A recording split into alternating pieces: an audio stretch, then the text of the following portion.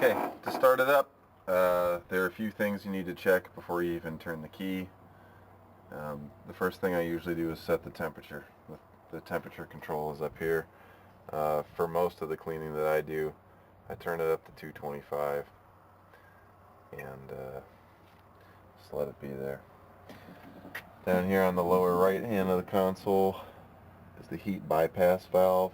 This is a manual control that will bleed hot water out of the heat exchanger into the waste tank. It's used for cooling the machine down rapidly at shutoff, and it opens counterclockwise. You don't want that open at startup because you won't get hot water. So close it, but don't crank on it. Just make sure it's shut. Typically, when you're cleaning carpet, you have two choices of which heat exchanger system to use.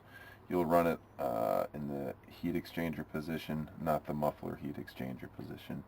And you can switch back and forth between them by pushing this in and turning it. So that's where you want it for most cleaning, is heat exchanger. Okay, if it's the first start of the day, pull the choke. There is, on this switch that's labeled water pump switch, this section over here that says water oil pressure override. That's to override two safety switches that the machine has. If the water pressure drops below, I think it's 100 psi, the machine shuts down automatically. If the oil pressure drops down too low, the machine shuts down automatically. So in order to get the thing started, you have to override those two safety switches. So you turn that to the right, turn the key to its, to the left, turn the key to its first position,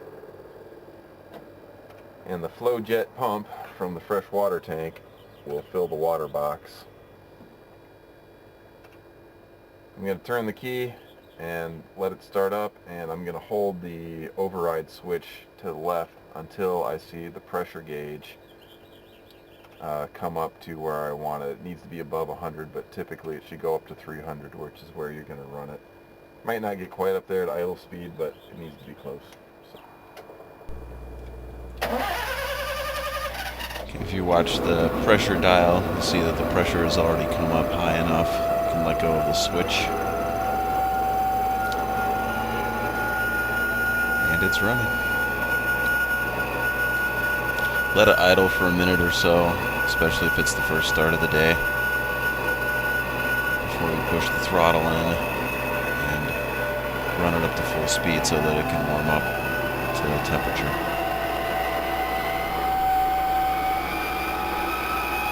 Like so.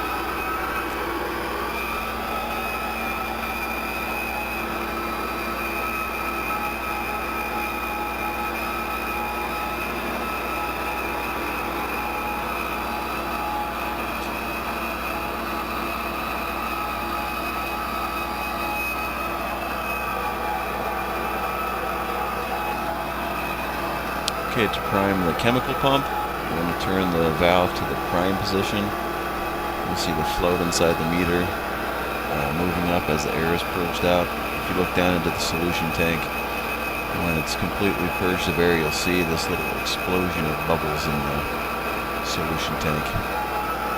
Pump is primed. Turn the valve to chemical. The knob next to it is for metering when you're ready to go.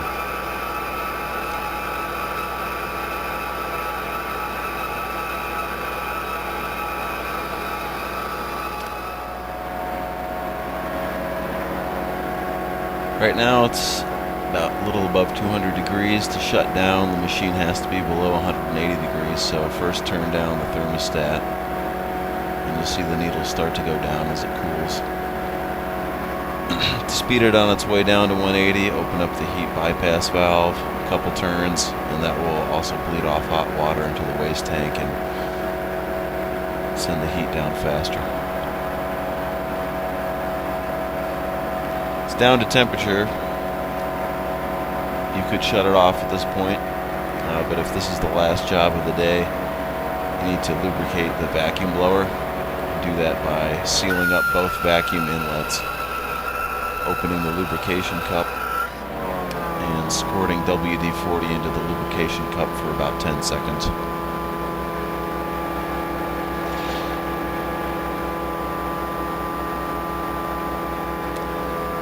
That's it.